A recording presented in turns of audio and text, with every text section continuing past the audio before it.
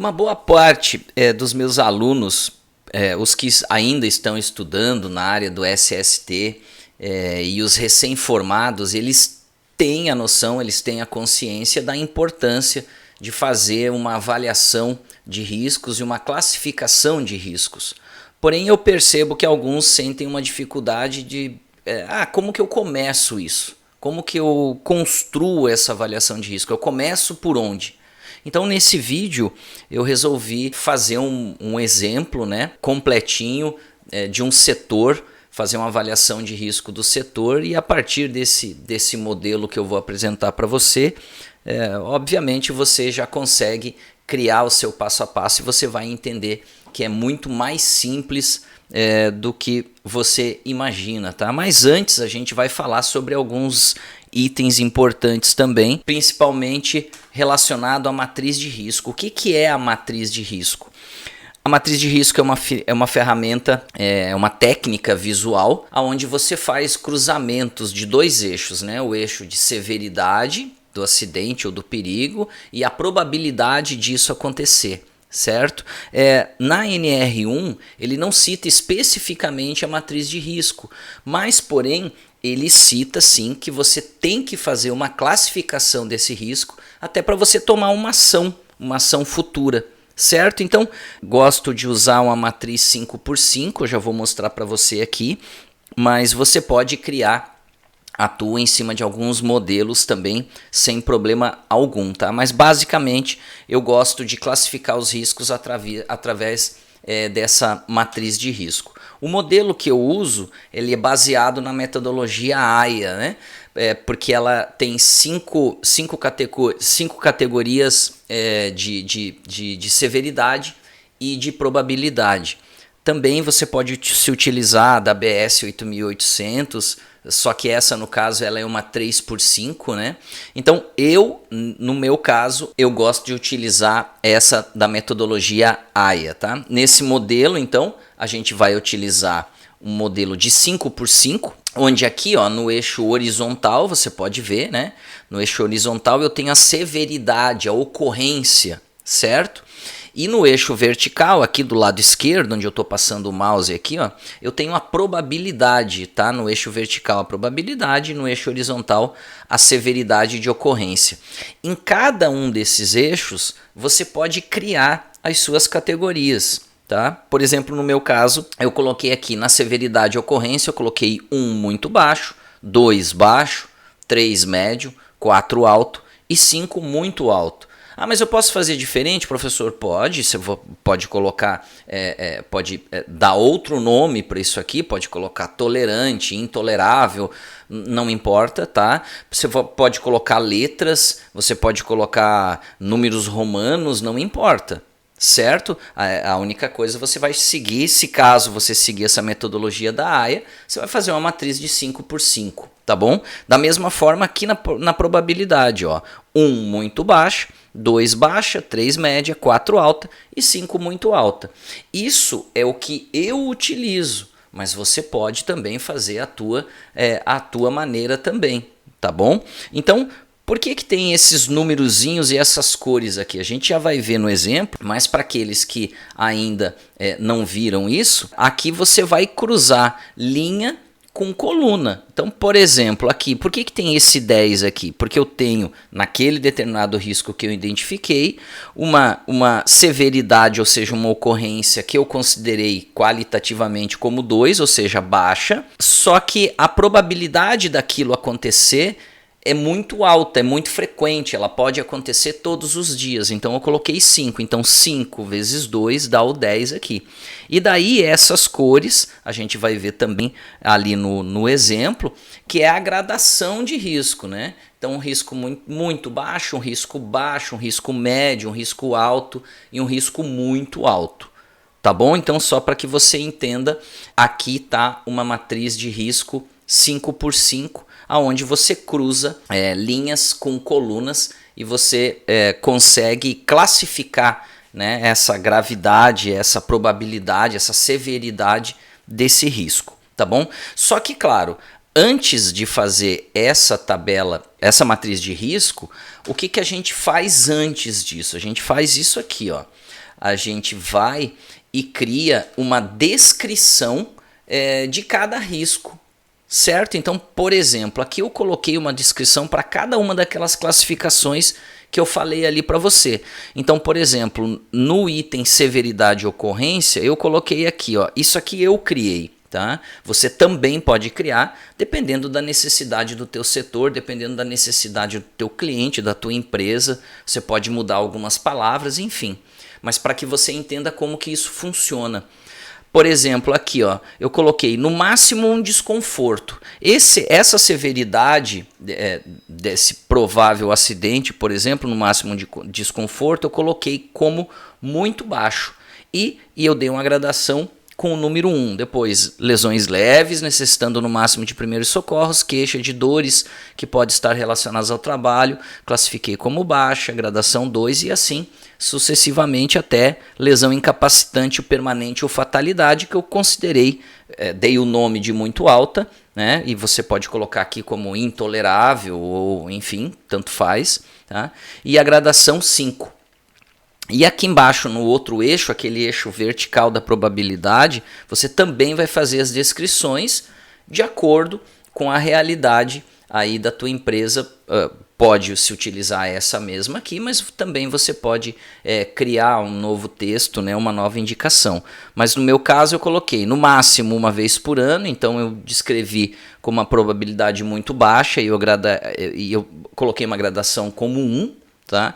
Depois, no máximo uma vez por semestre, baixa, gradação 2, no mínimo um evento por mês, média, no mínimo um evento por semana, alta, e no mínimo um evento por dia, que eu considerei alta.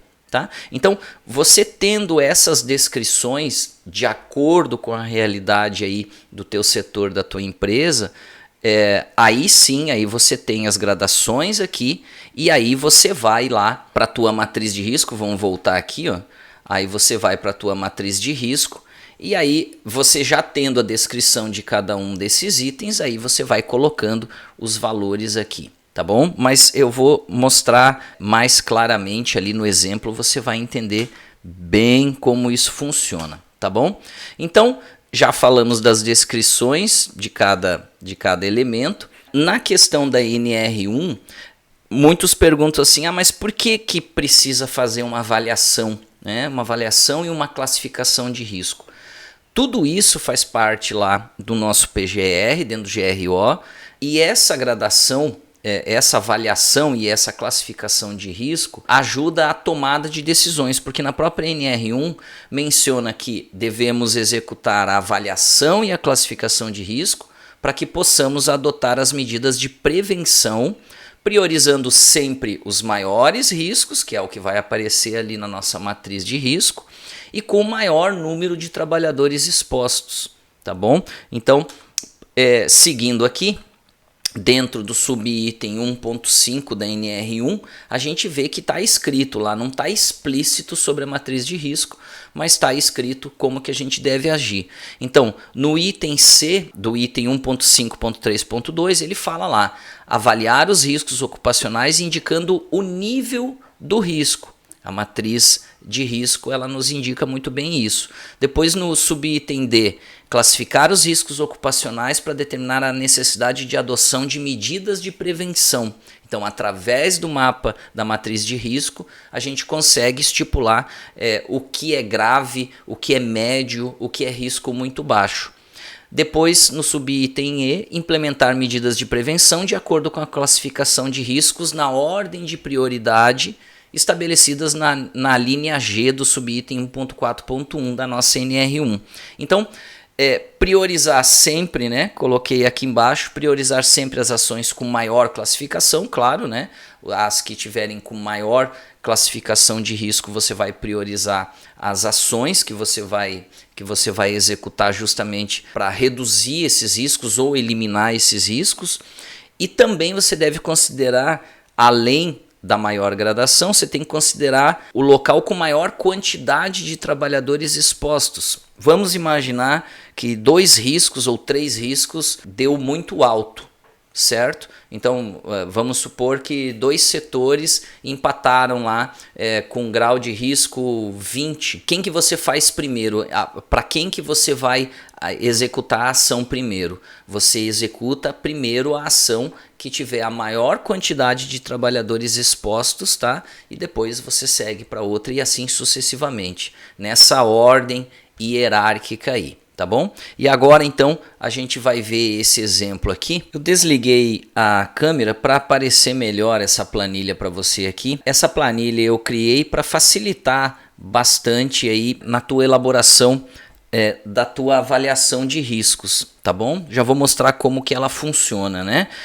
Você simplesmente preenche aqui os cadastros, você preenche as descrições, enfim, as probabilidades e ela já gera automaticamente para você uma análise de risco, lembrando que essa planilha ela faz por setor, então cada setor da empresa você apaga, você deleta a planilha e você inicia uma outra. Tá bom? Então, deixa eu mostrar para você como que isso funciona. Bom, a primeira coisa, a gente vai fazer o cadastro dessa empresa, tá? Eu vou colocar aqui, obviamente, um cadastro de uma empresa que eu já tenho pré-pronta aqui, mas é uma empresa só para que você entenda. Então, preenchemos aqui o CNPJ. Aqui a gente já viu em outros vídeos também sobre a NR4 como é que a gente encontra o CNAE, né? Então, porque através do CNAE a gente descobre o grau de risco dessa empresa através lá do quadro da NR4, tá? Aqui preenchemos o endereço. Você já vai entender por que é bom a gente preencher tudo isso aqui, porque o seu documento já vai sair pronto, tá? Aqui o CEP da tua empresa, pode preencher direto aqui, tá? Só clicar e digitar. Vamos colocar um número fictício aqui, 98, a cidade São Paulo, por exemplo. Quantidade, isso aqui é importante, ó, quantidade de empregados expostos no setor, tá? Vamos colocar um número aleatório aqui, 18, então 18 trabalhadores expostos nesse setor. E o grau de risco aqui, segundo esse CNAE, grau de risco 2, tá bom? Responsável técnico, então você coloca o teu nome, né? Eu vou colocar o meu aqui. Tá? Coloca o teu nome como responsável técnico. As atividades do setor. Bom, nesse exemplo eu vou utilizar, como é uma empresa de implementos rodoviários, eu vou utilizar agora o setor de pintura, tá? Depois que foi montada essa carreta, depois que ela já foi soldada, enfim, ela vai para o setor de pintura. Então aqui eu preciso descrever as atividades desse setor, ou seja, nesse setor de pintura eles desenvolvem limpeza do chassi, estrutura de aço e preparação para pintura de chassi, carrocerias de madeira, pintura de acabamento e aplicação de verniz, limpeza e conservação do ambiente de trabalho. Então perceba que aqui você faz uma descrição breve, uma descrição rapidinha, né, do que de qual setor que você está fazendo a análise e o que é feito naquele setor. Ou seja, esses 18 trabalhadores aqui fazem esse tipo de atividade nesse setor.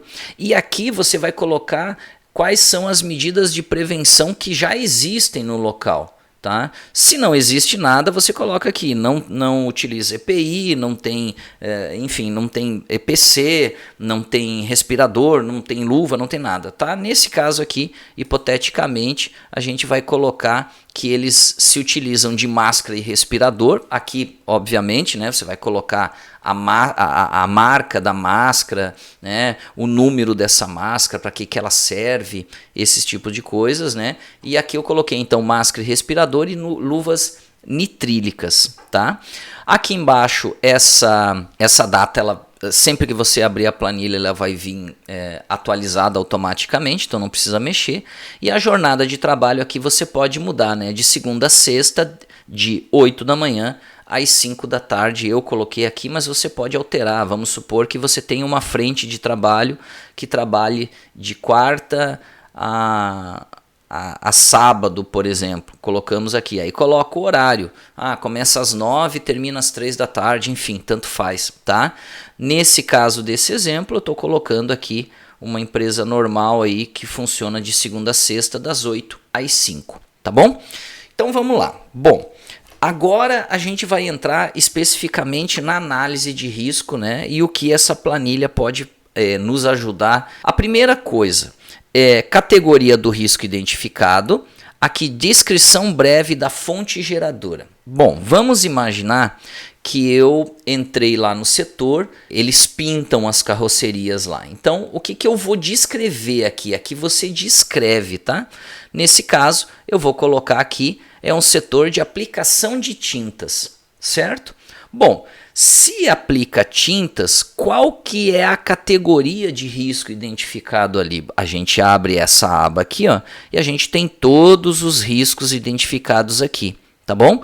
Como é aplicação de tintas, a gente sabe que é risco químico, ó. Ele já vem com a cor correta do risco químico. Aqui aplicação de tintas e aqui você vai descrever qual é a forma provável de exposição desses trabalhadores na aplicação de tintas, tá? Então, eu consigo descrever rapidamente aqui, eu vou colocar, né, o mais importante. Claro que não é só isso, mas você coloca, né, a descrição, a forma de exposição mais comum, tá?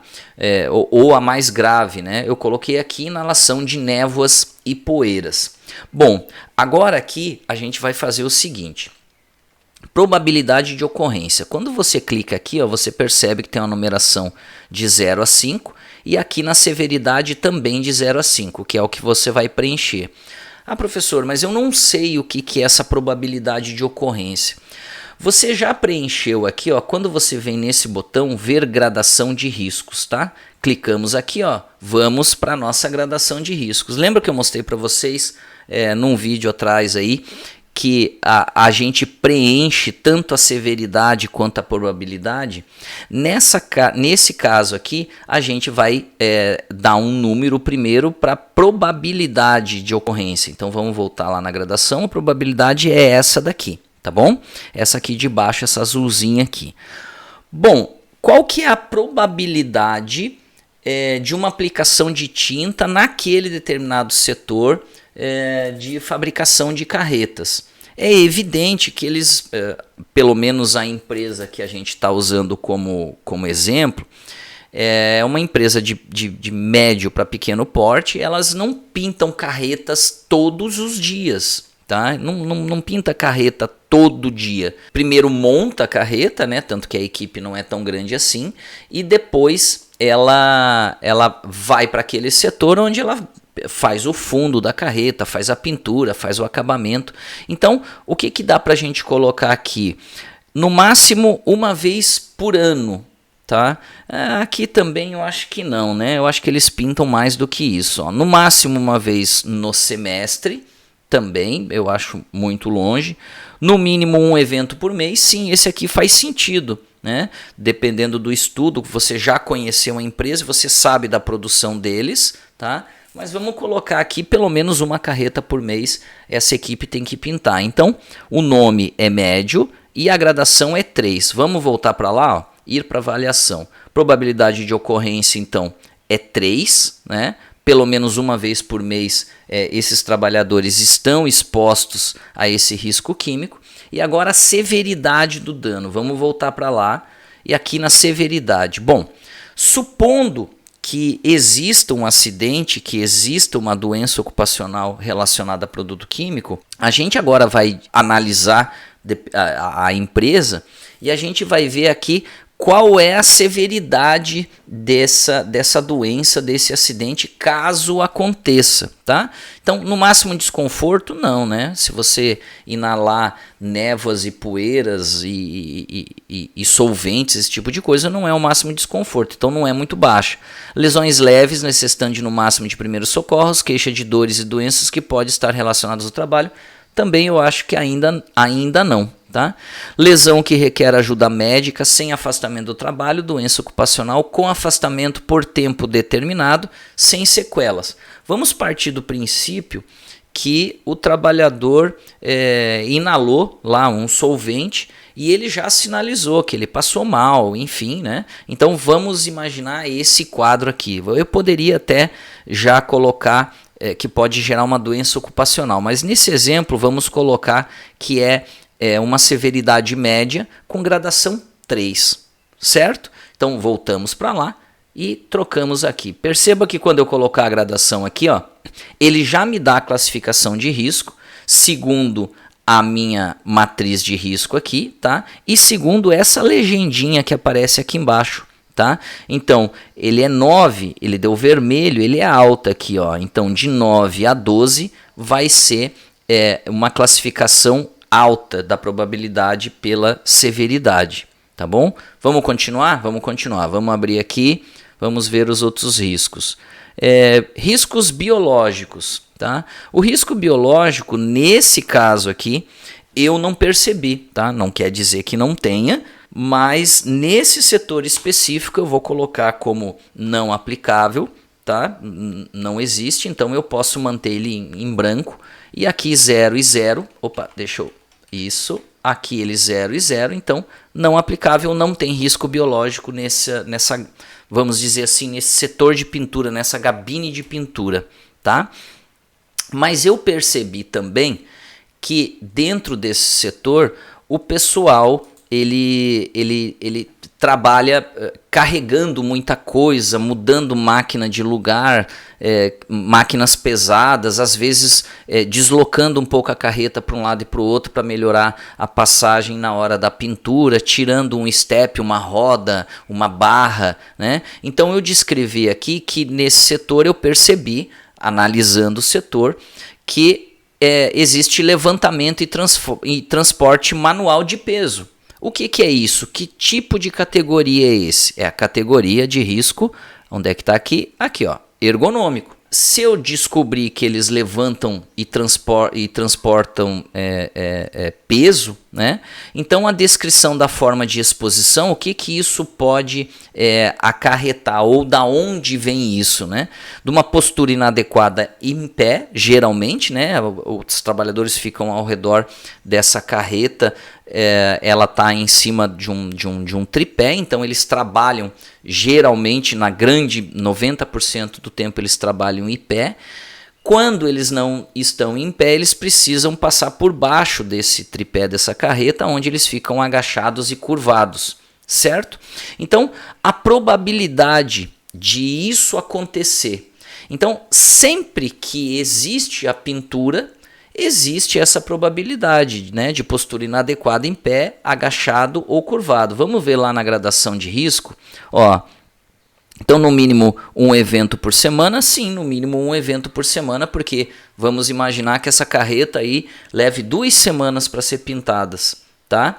Para ser pintada, desculpe. Então, vamos imaginar nesse nosso exemplo que há uma probabilidade alta, tá? Vamos colocar aqui, considerar a probabilidade de ocorrência como 4, tá?